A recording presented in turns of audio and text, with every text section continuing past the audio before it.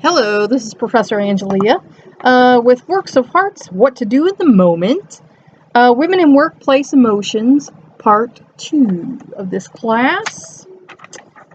Let's see. We left off last time talking about nasty bosses, respecting people who stand up for themselves more than those who let themselves be run roughshod over. And that usually has to do with their own narcissistic, sociopathic tendencies. But we're going to start on if you can maintain your calm and be analytical, which, I mean, everyone knows in that moment that's hard to do. That's what you need to do is take a step back, think about things, and try to analyze instead of reacting from your gut feelings. This will help you discern the root of the problem, if there is one, other than what you are being accused of. And nobody likes to be accused of things, especially if you didn't do those things. That really gets on your last nerve. It's like, I've had people like that I've worked for, and I'm just like, are you paying attention? That's what you just want to yell at them. It's like, do you not see what's going on here and here and here? But yet somehow you miss all these other things, but you make this assumption about me, which has no basis in reality.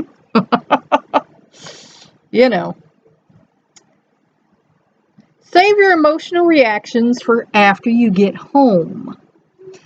Because blowing up in the workplace is a good way to lose your job. And it's hard to bite your tongue when you get home, but it's the mature thing to do. Most people do have a sense of humor, believe it or not. Cracking jokes at work can help lighten the mood. Like when the boss is out of the room, you can say, what the freak was that about? And, get a little giggle. Everybody release the tension there. The boss will usually want to save face and join in on the fun, especially if they realize they had an overreaction or they thought the wrong thing. Some of them, not all of them, have a sense of humor when it comes to them. Think to yourself, is the boss's anger justified? Put yourself in their shoes. If the answer is no, then let it go. You know your intentions. You know what you're doing. And if somebody else takes your actions a different way, that's what you got to do. Just be like, okay, just think this in your head. Okay, I don't know what world you're living in. But in my reality, this is how this is. So, whatever.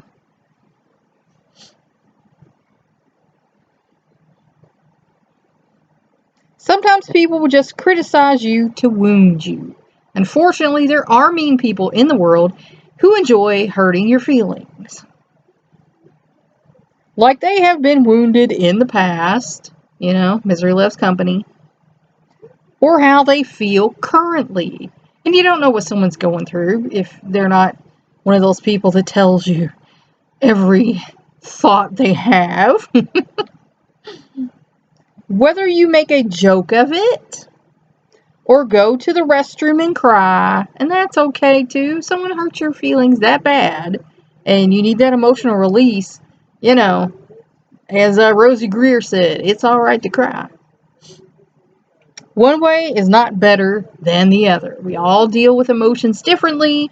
Whether you get angry, whether you get upset and cry, that's your way of dealing with it. Everyone reacts differently, and each emotional response has a different personal intensity.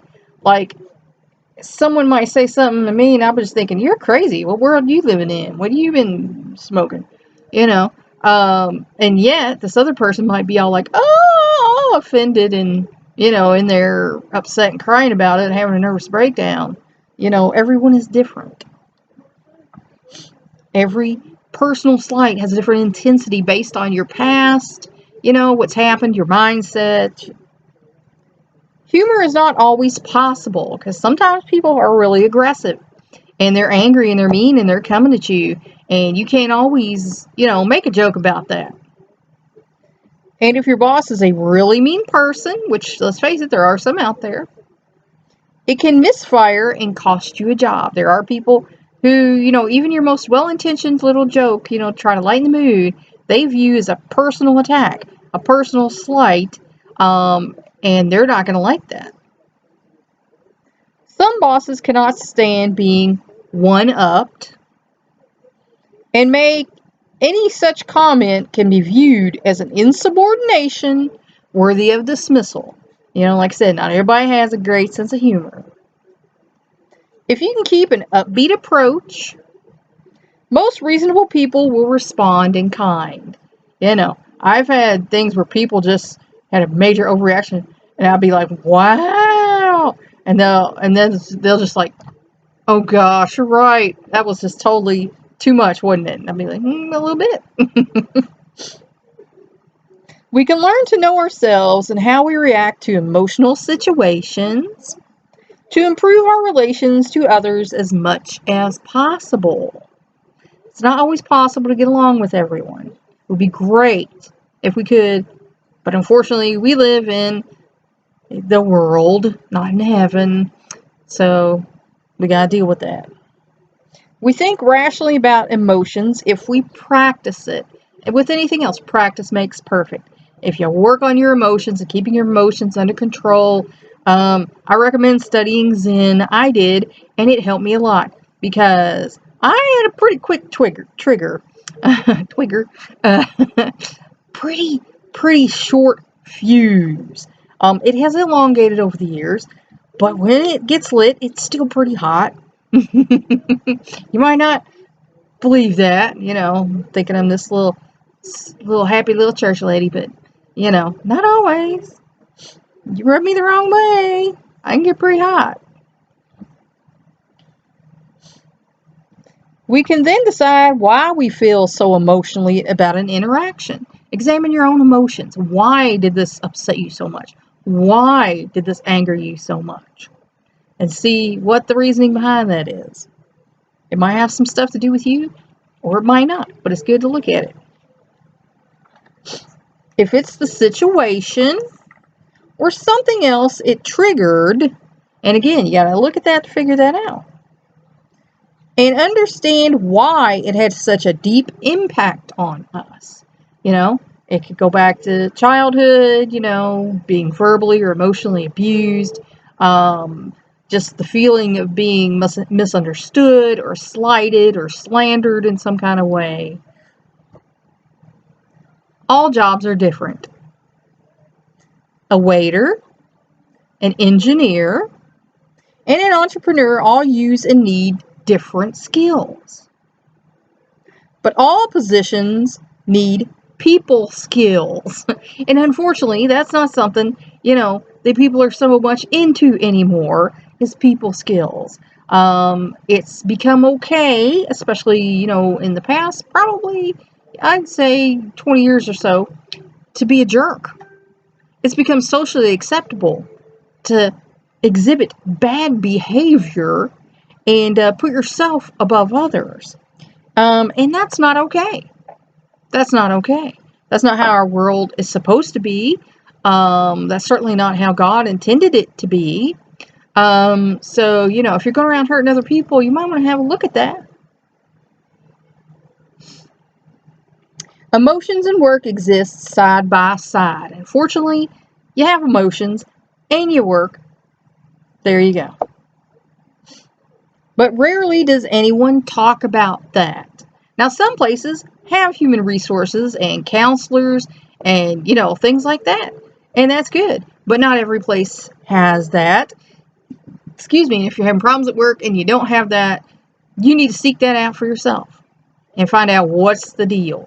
Because sometimes it's you, other times it's the boss perceives something or has heard a rumor.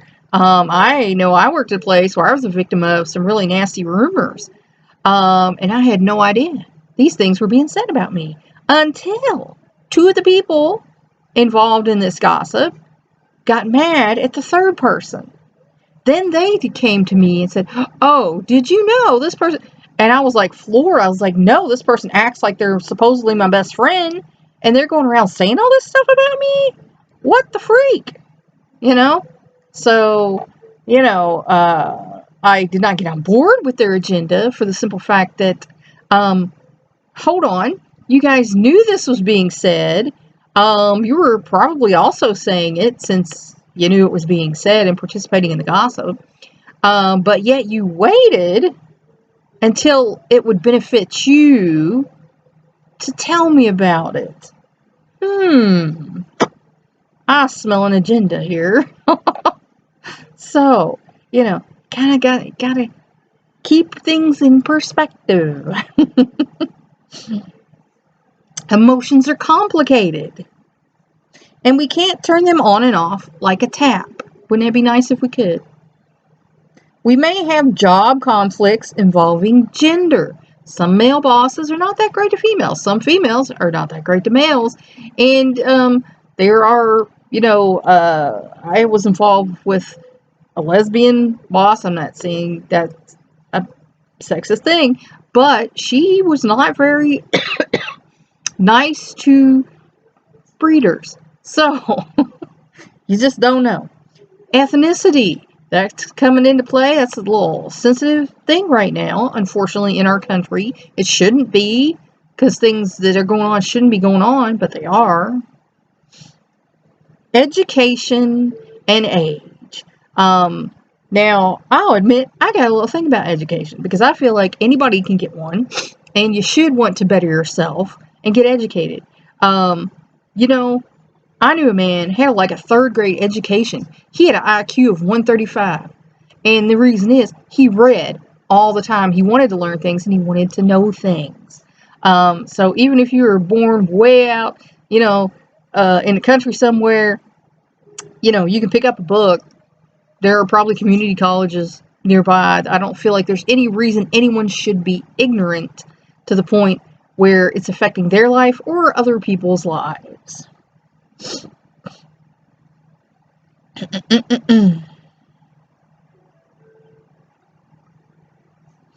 We need to be able to balance empathy with dollars and cents motivation. You need to learn that other people are people. And if you all work as a team, you're going to do better overall. It shouldn't be you undercutting this person undercutting you. And back to the ageist thing, I also knew a woman who was ageist. This woman was only about 10 years older than me, but yet, "Oh, you're so young. You don't understand yet." And I'm like, well, we compare our lives. I've got a whole lot more life experience than you, but if you want to think because you're X years old that makes you so much smarter and better than me, whatever, I'm not going to argue with you. They are what defines your company to employees as a good place to work or a bad place to work. And I know companies who have gotten that reputation where the boss is a nightmare or the head of the company, corporate, is a nightmare, and they have a hard time getting and retaining employees. So it's in your best interests to be good to your employees. A competitive or a collaborative workplace, is it us against them? Is it you are against your other fellow employee, are competing, or are you collaborating and making things better for everyone? A thrilling or a dreading place to go earn a living? Are you happy to go to work? Oh yeah, I like my job. Oh gosh, I hate my job. It does sometimes not just have to do with the person, but the workplace itself. Emotions can run like a river, easy and straight, or with rapids and dangerous twists and turns. If we try to just bottle up our emotions, they will eventually spill out or explode. I have seen that happen. At a place I worked, there was this gentleman, wasn't too outspoken, but one day something triggered him, and kaboom! He just exploded on everybody, went to his boss and was yelling and cussing him, and everybody was like, whoa! Because normally this person's quiet, so bottling that up is not a good idea, because it's going to have to come out somewhere at some time. We can do our best to use them to water our life like a crop. Use positive emotion. Water your life like it's your crop. Because it is. You're growing your life. Each person is unique. And what keeps one person's emotional river running smoothly is not the same as what it takes for the next person. Because we're all different. We've had different experiences. Some people have had this type of abuse or that type of abuse or no abuse. And so everyone is different in how they deal with things and what impacts them emotionally. Emotions are complicated, and spending most of our days at work, and depending on our livelihood for it, can add even more pressure. We want people to view us for our best traits. And we want to see the best in others as a general rule. Unfortunately, there are always exceptions to the rules. We cannot control everything that happens to us. Wouldn't it be nice if we could? The economy can hit bottom. Clients can panic about something. Your IT system may crash on you. We respond first with a gut reaction. Backstabbers may take the staff meeting as an opportunity to tell the boss every skewed opinion that they have formed about you and everybody else. But how we respond to these things is up to you. We can slide around the boulder in the stream, or we can pound against it. We really do have control over how much we allow ourselves to get upset and to manage how we react. It's called personal mastery. When we go to work, we can put ourselves in work emotionality mode. It's something new to most of us, but we can do it. Real emotional intelligence is more than just being sensitive or nice. We need to be able to read the mood in a conference room, or having insights on colleagues who are analytical or expressive with regards to how they deal with things, and therefore where they would best fit. These are important skills. To start, we need to start with ourselves. Self-reflection is key. Some people are very imaginative. Some people have the ability to envision alternate approaches. Some people know that there are entire invisible pools of salient emotional facts behind almost every workplace situation. And that was our bell. So that's all for this part of Works of Hearts. Women in workplace emotions. What to do in the moment. Women in workplace emotions. I hope you found it educational and informational. Please like, share, and subscribe. Thanks. That's it for now. Until next time.